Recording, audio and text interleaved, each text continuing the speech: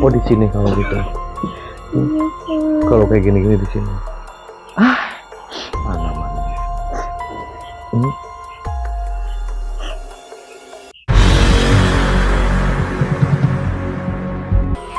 Menduga, saya baru menduganya, praduga tak bersalah.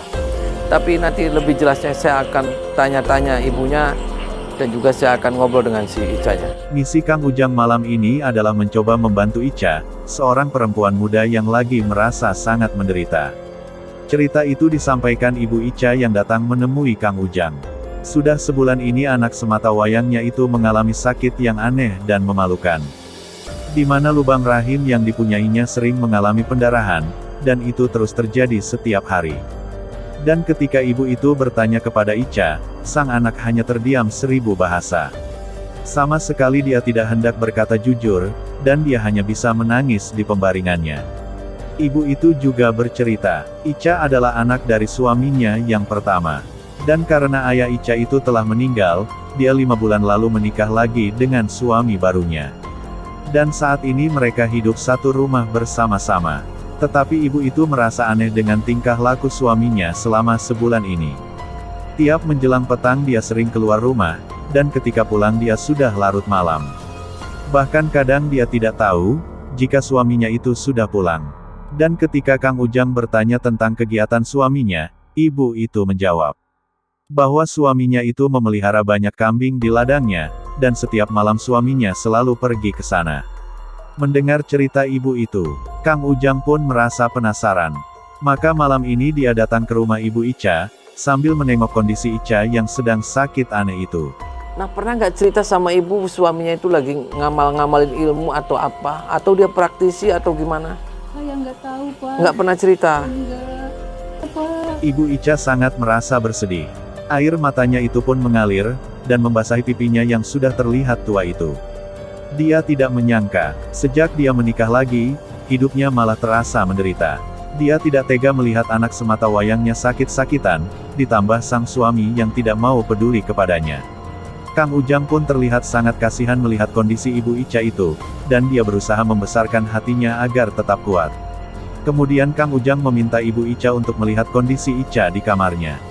Maka terlihatlah Ica, seorang perempuan muda yang sedang tertimpa musibah itu. Dia terbaring di depan pembaringannya, sembari menutup wajahnya dengan bantalnya. Dan ketika Kang Ujang dan ibunya datang, Ica tetap terbaring terdiam. Dia tidak mau diajak bicara, sehingga sang ibu lebih merasa bersedih karenanya. Kang Ujang kemudian berkata kepada Ibu Ica, agar biar dia yang mencoba menangani anaknya itu. Kang Ujang kemudian mencoba bertanya kepada Ica. Tetapi Ica masih tetap terdiam. Dan melihat hal itu, Kang Ujang mencoba menyentuh hati Ica dengan ilmu batinnya. Dan di saat itulah, tiba-tiba Ica terbangun. Akan tetapi, sikap Ica seperti bukan Ica yang seperti biasanya. Tetapi dia seperti orang yang sedang kesurupan. Oh, kesurupan. Ini setan tapi ini setan. Iya. Oh, setan. Kenapa setannya minta apa? Tentang rokok. Nih, lumut ke? Wajah cantik Ica terlihat sangat sayu dan sedih. Sehingga saking sedihnya itulah, jin itu kemudian masuk menguasai pikirannya. Dia kesurupan, sehingga Kang Ujang mencoba untuk menyadarkannya. Maka tak lama kemudian, tubuh Ica terjatuh dan terbaring. Dia menangis, dan air matanya mengalir membasahi bantal yang menutupi wajahnya. Kang Ujang mencoba berbicara pelan kepada Neng Ica. Apakah sebenarnya yang sedang dialaminya, sehingga dia bersikap sedemikian rupa. Ibunya yang menyayanginya sangat merasa bersedih karena memikirkannya. Dan karena itulah Kang Ujang meminta, agar Neng Ica bersedia berkata jujur kepadanya. Siapa tahu, jika Neng Ica bersedia berbagi dengannya, Kang Ujang bisa sedikit meringankan beban di hatinya. Dan mendengar kata-kata Kang Ujang itulah, kemudian Ica mulai luluh. Dengan suara yang masih terisak menangis, Ica kemudian berkata, bahwa selama 1 bulan ini dia merasa sangat sakit dan menderita. Seorang ayah yang telah menikahi ibunya, ternyata begitu tega menyetubuhi dirinya. Hal itu terus terjadi berulang kali, sehingga membuat lubang rahimnya menjadi terluka. Saya akan tanggung jawab. Siapapun dia yang ngancam, siapapun dia yang neken, nanti akan saya cekik sama saya. Itulah kisah kelam dari Neng Ica, seorang perempuan nan rupawan yang disetubuhi ayah tirinya. Seorang ayah yang seharusnya menyayangi dan melindungi, tetapi dia telah menyakiti dan menghancurkan masa depannya. Kang Ujang pun terdiam mendengar cerita kelam Neng Ica. Dia ikut bersedih, dan dia berharap bisa membantu penderitaan perempuan malang itu. Kang Ujang pun meminta Neng Ica untuk berbaring di hadapannya.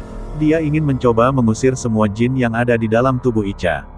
Dan sebisa mungkin, dia berusaha untuk mengobati sakit pendarahan yang ada di lubang rahim Neng Ica itu. Pegangin sendiri. Tarik nafas.